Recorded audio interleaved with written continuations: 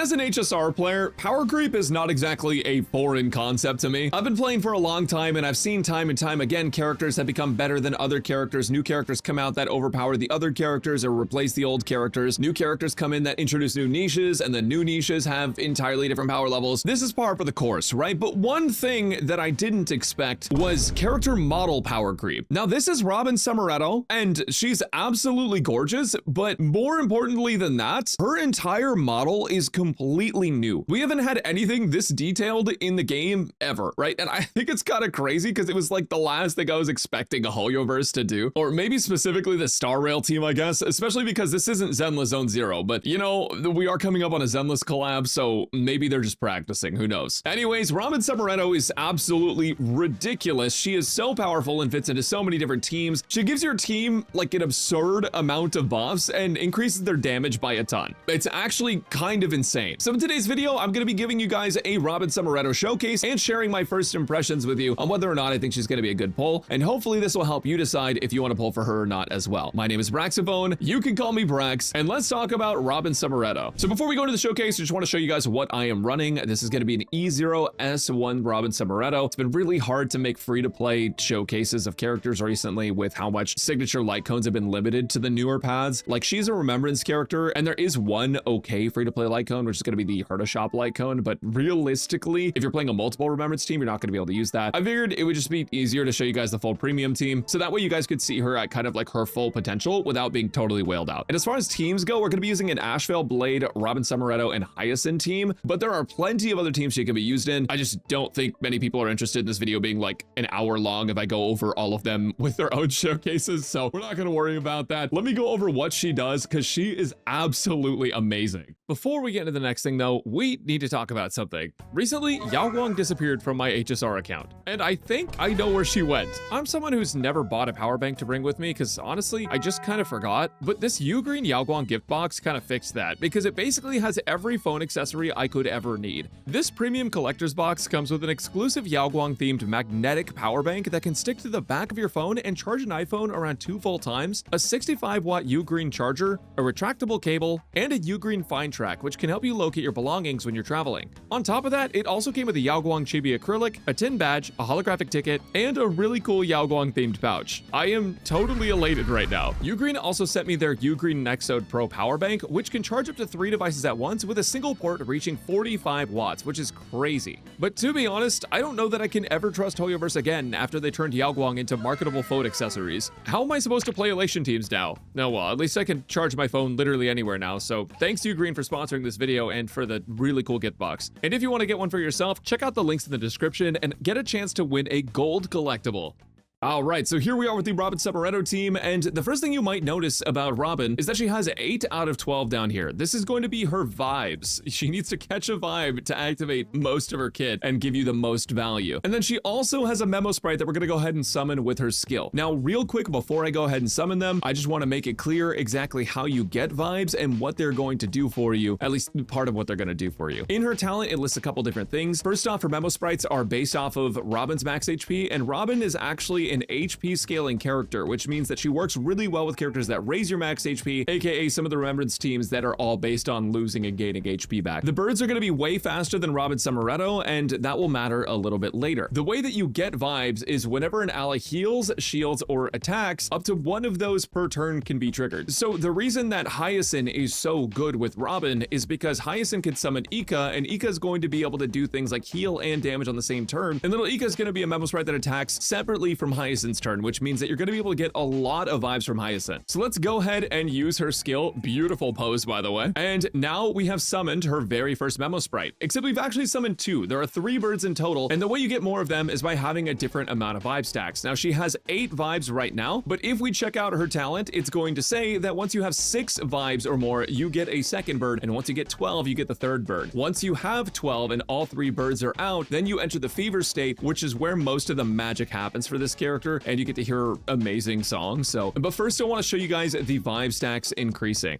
When we use Hyacinth's skill here, it's going to give us a bunch of energy, and then we can ult. I'm going to wait until the end of her turn so that her ult counts as a separate turn and a separate action to give us an extra vibe. So we're going to go ahead and use her skill. Wait until Blade's turn. We did get one vibe from her skill because she healed. Now we're going to go ahead and use her ultimate, which is going to summon Ika and heal, give us 10 stacks, and then Ika's going to attack and heal, giving us another 2 stacks, which is going to activate her song, which is just absolutely bumping. Okay, what an amazing song. And now she's at 13 out of 12 vibes. Now these vibes are just gonna keep on stacking. A mechanic is going to take away from vibes over time. However, the higher you stack these, the more benefits you get. Now this is where we get to talk about some of the best parts of her kit, okay? First off, she has a defense ignore that applies to all allies, including memo sprites, just literally everyone that's inside her zone. Her zone is when she enters a fever state, it puts out the zone. That's how you get into it, right? She gets in the zone when she has enough vibes. It's totally tubular, dude. So she gets 15% defense shred by default, plus vibes times 0.5. Now, for those who remember PEMDAS, vibes times 0.5 is going to come before the addition. You're not going to go 15% plus vibes and then multiply it by half. Basically, you're just going to take whatever your vibes are, cut it in half, and then add to 15%. Right now, we're at 13 vibes. It's going to put us at 6.5% plus 15%. So it's going to put us at 21.5% defense ignore. But vibes can actually stack up to 50, meaning that you can get a maximum of 40% defense ignore for every single character in your team. Now, keep in mind that characters like Mordenak's Blade also have a defense ignore, and Ashvale has a defense shred, so you are doing a lot of damage with this team, I'll tell you what. Now, that's not the only buffs that your team is going to get, because you're also going to get an attack or crit damage buff based on your teammates. Basically, if an ally's attack is higher than Robin's, they're going to get an attack increase, and if their attack is not higher than Robin's, they're going to get a crit damage increase. So on top of the defense ignore, you're also getting a massive attack or crit damage buff depending on the team. There's actually a really easy way to simplify this. Basically, if your character's an HP scaler, they get a crit damage buff. If they're an attack scaler, they get an attack buff. That's how easy it is. Like, for example, Mordenak's Blade, he's an HP scaler. He has lower attack than Robin, which means he's going to get a crit damage buff. Ashvale has a much higher attack than Robin. He's getting an attack buff. And you can see deviated chords, attack increase. Now, Mordenak's Blade hasn't caused her to gain vibes yet, so he doesn't have the buff yet, but you can see that Ashvale does have the 2000 attack buff from deviated chords. So, and now when Blade attacks, we're going to go ahead and just attack with Blade, do a single target attack.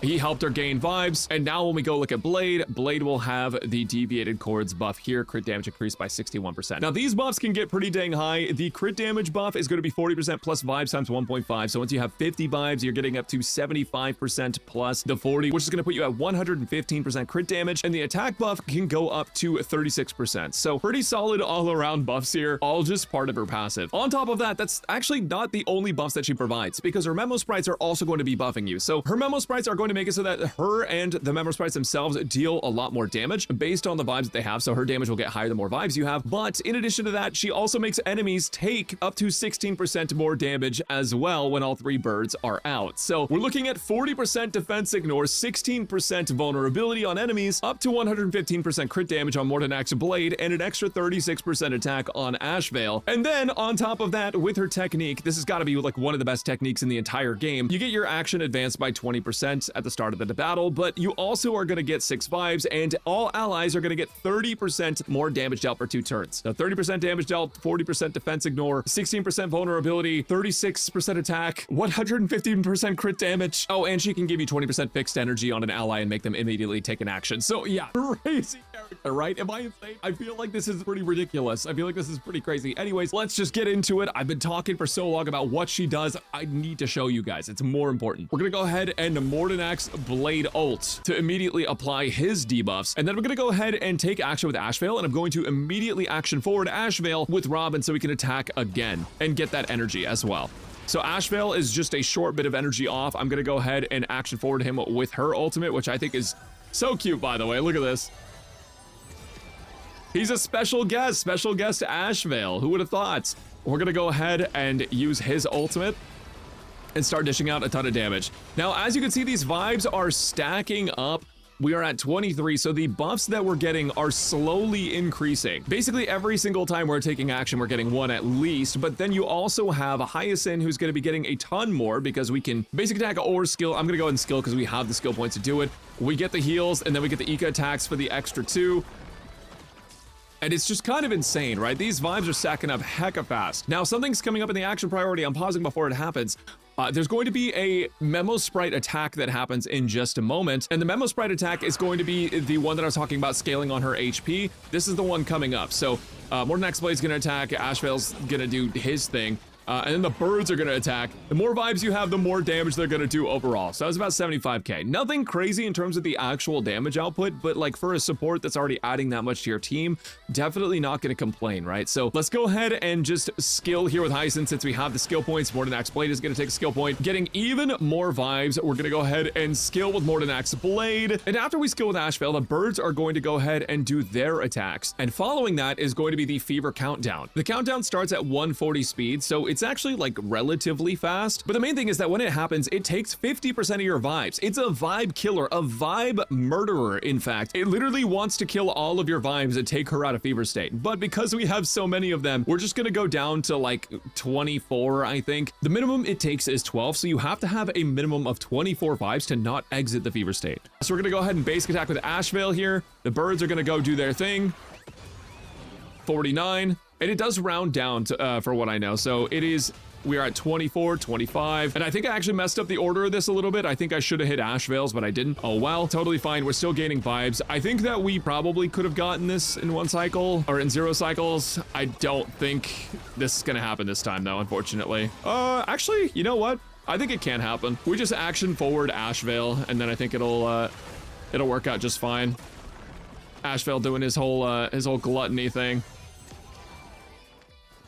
Maybe, no. You know, I honestly spent a couple minutes deliberating if I should restart this or not. I just want to let you guys know I've 0 cycled this like 4 times with this exact team, and this is the first time it's ever not cleared that first wave in 0 cycles. So I'm actually kind of bummed about it, and I was hoping I could show you guys a 0 cycle clear, but you know what? It is what it is. This team can 0 cycle, just be aware. Things happen. Sometimes it doesn't work. Sometimes the damage spreads weird, or you don't crit sometimes, or whatever it may be. Oh, enemy targeting for energy also matters a lot as well. We're not going to worry about it too much. Just know that I considered redoing it, because this team is very, very strong, if you can't tell. I mean, you can probably tell it's pretty ridiculous, but all right, we're gonna keep on stacking up Robin vibes here. Robin's at 48 now. Just so you guys are aware of like how good this is. We're at 50 vibes now. The defense shred that we have, oh my God, they won't stop attacking. Chill. All right, so I need you guys to understand how much power we have here. When dealing damage, we're ignoring 40% of defense right now. Like, I've already said this before, but this is just so ridiculous to me. You can also look at the attack buff we're getting on Ashvale now. 3,491. And then on Blade, the 115 crit damage. It's just so good. And then also Hyacinth is getting a crit damage buff as well. Now, there's a couple things I didn't mention at the start. The first one is that her ultimate, whenever that character and or their summon attacks, it's going to grant Robin 2 vibes points, which is going to make it so that she can stack them up even easier. In Remembrance teams, it's actually unironically better a lot of the time to just give it to Hyacinth. Give Hyacinth the action forward, because Hyacinth's going to give you so many vibes that your buffs are going to all stack up really, really quickly and help you dish out more damage overall. In the Ashvale team, the way I have it set up, it's going to be better to action forward him, because you can already see we're hitting max vibes, but that effect does last for 2 turns and it decreases at the start of Robin's turns. There's also 2 other things that are kit. One is that one of her passives is going to give her 50% more crit rate, and it's going to apply that to her memo sprites as well.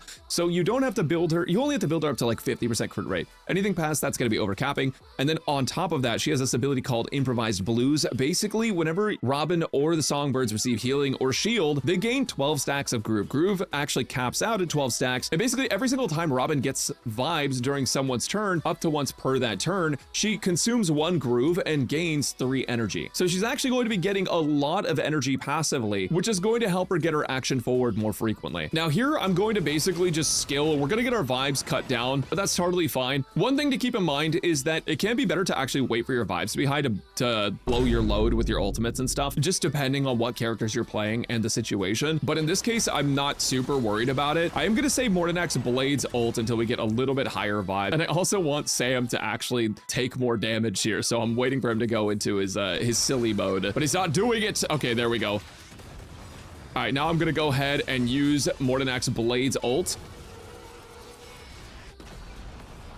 And we're gonna wait for Ashvale to take his turn and then action forward him. So we're gonna go ahead and use his skill, then ult. And then we are going to Robin ult him forward. And it might not matter. I mean, I feel like he's actually going down a lot faster in this run, but it is what it is. Let's go ahead and basic attack with him.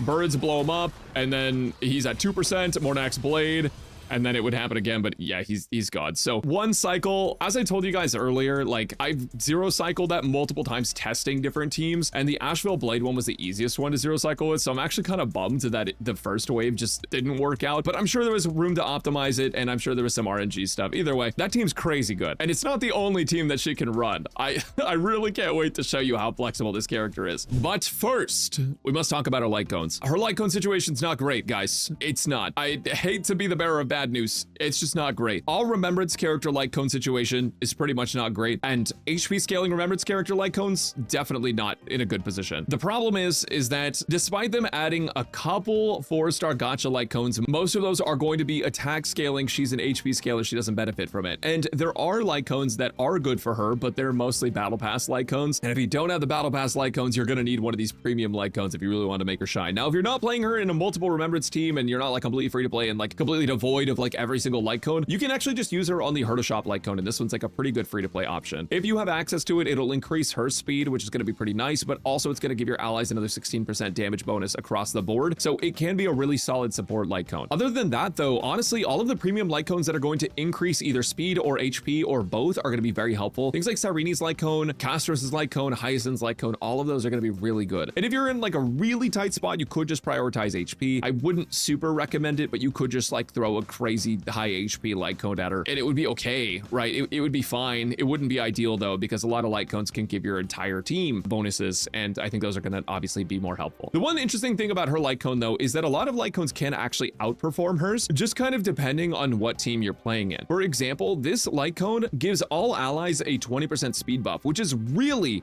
strong. That's almost an extra speed boost for every single character on your team. But other than that, it just increases her own personal damage by increasing her max HP and gives you a skill point back. Realistically, if you want to get higher damage, you can use light cones that buff other characters' damage in teams that are less speed reliant. For example, if you're playing her with Sparkle and Sparkle is pulling up a character that's on attack boots, the 20% speed doesn't really do anything for you because you're just going to be using Sparkle to pull them up anyways, so it's a lot less useful. But for a lot of like speedrunners and people that like zero cycling or like trying to hit really absurdly high speed thresholds, this is going to be one of the first light cones that's going to allow you to do that by buffing your entire team's speed. So something worth considering, but overall, not a ton of great free-to-play light cone options in my opinion. If you do need to use one, go ahead and use Memory's Curtain Never Falls. That's going to be your best for free-to-plays. Now, as for Relics, I went ahead with the World Remaking Deliverer set because it's going to increase her max HP and the Memo Sprite's max HP, and it's going to increase all allies' damage dealt as well. So it's a really solid set on her overall, and I highly recommend it. I went ahead with HP Chest and Speed Boots, and then for my Orb and Rope, I went with HP and Energy Regen. This is pretty consistent. There's not really going to be a lot of times where you play anything else. For Giga Optimizers, there might be a case where you could use crit damage or something if you need to, but like I'm not going to recommend it. I recommend just HP Speed, HP Energy Regen. And then I'm using Lushaka here, which is going to help us with Energy Regen, but it's also going to give attack to the first party member, which is going to be Ashvale. If you're playing her in a Remembrance team with HP scalers, you don't really want to do that, right? You could also bring something like Sprightly Von Walk, which is basically just going to make sure she acts first, but it's not really that crazy. It just has the Energy Regen, and that's kind of the most important thing, is you just want the Energy Regen bit. Broken Kill is fine for buffing your allies, but you don't get the Energy Regen on her. So that is something you could miss out on. Wait,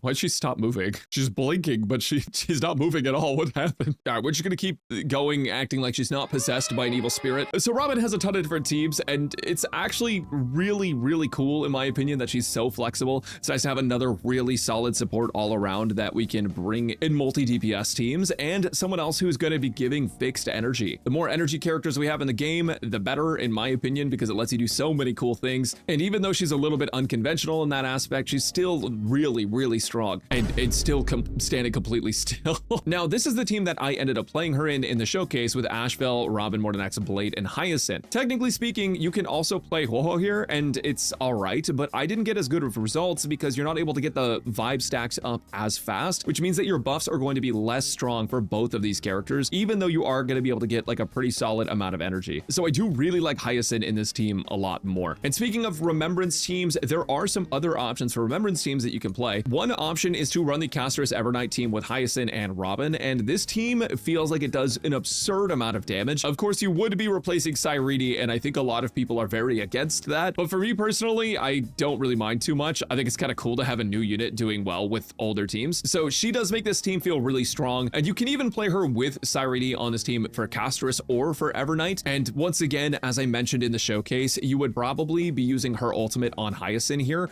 just so that Hyacinth gets more energy, can use more ults, get more Ika attacks, and get more vibes to buff Caster's and Evernight even more, or to buff just one of them. Either way, getting your buffs higher as fast as possible is gonna be via ulting Hyacinth. So, but yeah, these are two different Remembrance teams they could run. I will say for free-to-play players, if you don't have a lot of signature light cones, you may be in trouble with this one. But another team that she works really well in that's really recent is the Himiko Nova team with Danhong, Sparkle, and her, where Sparkle is going to be bringing Himiko Nova forward because she's using attack boots, and Sparkle is going to be like 161 speed. Even though Robin is not an Express crew member, she does still work really well with Himiko to improve her personal damage just because of how strong Robin's buffs actually are. And on top of that, if she's speed tuned pretty well, which I don't have the numbers off the top of my head, this is first impressions video, but maybe for the guide video, if you're gaining energy in the right way and everything works out, you can even use her to pull Himiko Nova forward after Sparkle uses her turn on Himiko Nova as well. So basically this team is pretty dang strong across the board, and Himiko Nova wins yet again. Now it's worth noting that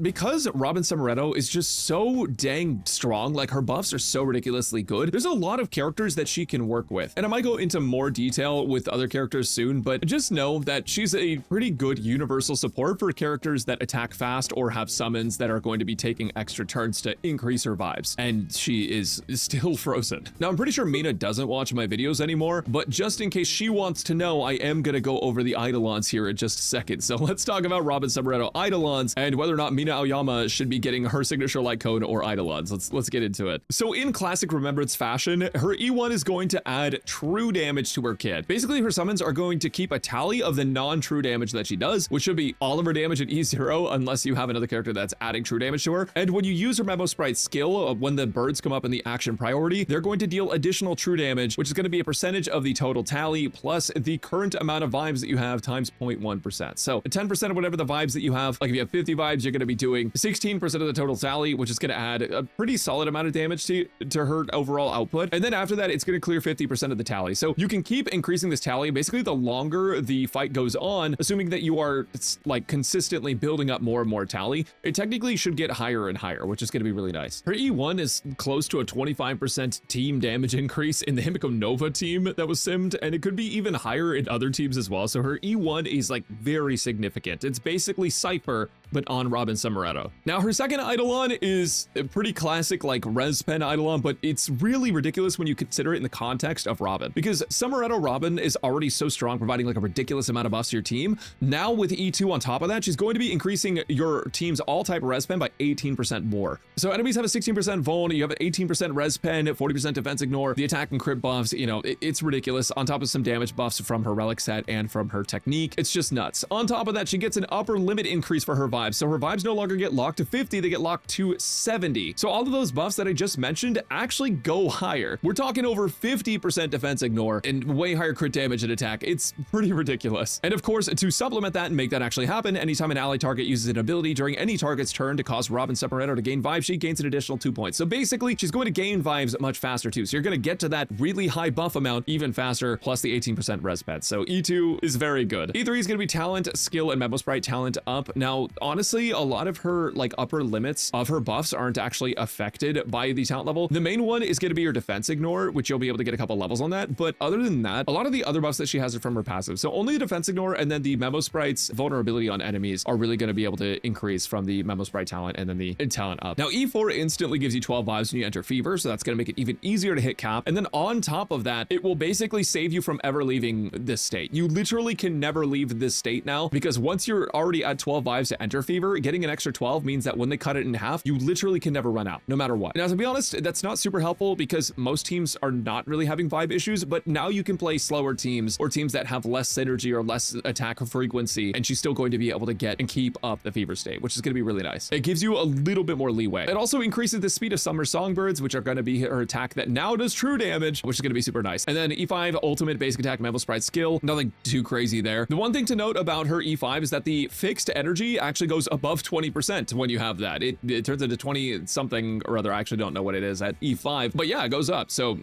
interesting little factoid there. Increases the memo sprite skill damage multiplier by 100% of its original value. So basically this doubles the memo sprite skill multiplier, which is pretty dang good. And then when she's in fever, she can actually store her ultimate up to 2 times. This is pretty insane for people that want to speedrun really hard content because it's going to allow you 2 action forwards basically at your discretion. The real kicker here though is that it's going to give you 140 energy whenever the fever countdown turn starts or the first time she gets fever in battle. The reason this is crazy is because 140 energy is the whole cost of her ultimate. So basically you are just going to be getting free action forwards whenever that turn comes up in the action priority, and you're also going to get a free one when she fevers. So the amount of attacks that you can give your allies is going to be absurd, and I really can't wait to see what people cook with the E6. I think it's going to be pretty funny. But Mina, if you're hoping for a full-on like DPS Summeretto, I mean, sure, her memo sprites are going to be doing a lot more damage, but unfortunately I don't think we're cooking as much as the previous Robin in terms of the damage increase that she had from E0 to E6. But that's okay. This one gets a lot more screen time anyway, so I'm sure you'll be happy with that. And also you can literally over double your team's damage, so I think that's pretty insane actually. Now, I don't know how many of you guys are actually here to listen to what I have to say about whether or not the character is actually good or not, or if you've already made your decision based off of the model of the character alone. And I'm not going to judge you if you did, but from a meta standpoint, right, ignoring all of the skin that she's showing on screen right now, right, ignoring the fact that she is gorgeous and adorable and a very beloved character to the entire player base, from a meta standpoint alone, she works with a lot of teams, and I bet she's going to work with a ton of upcoming teams too. The fact that she has action forward built into her kit is really, really good. We haven't seen a character that is action forwarding other characters in a while, unless I'm just ADHD forgetting something slipping my mind, but realistically, she is providing mega value. Like up to 40% defense ignore is already like really strong on a lot of different characters, especially when you have other characters that can stack up even more defense ignore, defense shred, depending on the character. The fact that she's able to make enemies take more damage as well, and then also buff your stats, she's an all-around stat machine. And on top of that, she's also adding a little bit of damage, and she can action forward your characters. Like, this is a character that is doing it all, a jack of all trades, and honestly, with the values she's giving your team, she's kind of a master of basically all of them, except for that attack value. I think the attack value is a little bit on the low end, but the crit damage value and everything else is pretty significant, especially when you consider that her relics and her light cone can also give you even more value for your entire team. So it's really hard for me to say to skip this character. The only reason I would recommend skipping this character is if you've already decided you're saving up for someone else and you want to build a team around them and you're not sure she's going to fit into them. But realistically, I think she's going to fit into most teams. The only ones she won't fit into are like really slow teams without summons, where you're not going to be able to get vibes as fast. And when you can't get vibes as fast, her buffs are going to be less effective. And then she's in territory where some other characters might actually just be better than her. But realistically, a lot of the newer characters take a lot of actions. And if you're worried about having a team that doesn't take action enough, even just having a Hyacinth basically fixes that for you. Hyacinth gives you so many vibes that you can kind of just ignore the fact that your team is slow because she is just stacking it up so much anyways. So I definitely think Robin Summeretto is probably like one of the best characters they've made in terms of supports, and I don't see her getting power crept very quickly, much like how the original Robin was very good for a very long time. I think Robin Summeretto is kind of in a very similar boat. She adds a lot of value. But with that said, if you have like Mordenax Blade or other really good supports, and maybe even Eidolons and some older supports, I don't think she is like a must pull. I just think she's really, really good value. So do with that information what you will. I know for a fact that I will be pulling. I might skip her light cone though, because I don't know if the 20% speed is something that I'm going to be utilizing for like cheeky zero cycle shenanigans or getting all my characters above 200 speed or whatever. I don't know if that's going to be for me, but I'm definitely going to be pulling this character. I think she's like really, like honestly way too strong. And especially because she is just so versatile, I do think it would be tough if you missed her. So with all that being said, let me know if you guys are pulling for Robin Summeretto down below. And thank you guys so much for watching. Subscribe if you want to see the full guide when it comes out with more details. And until then, I'll catch you next time.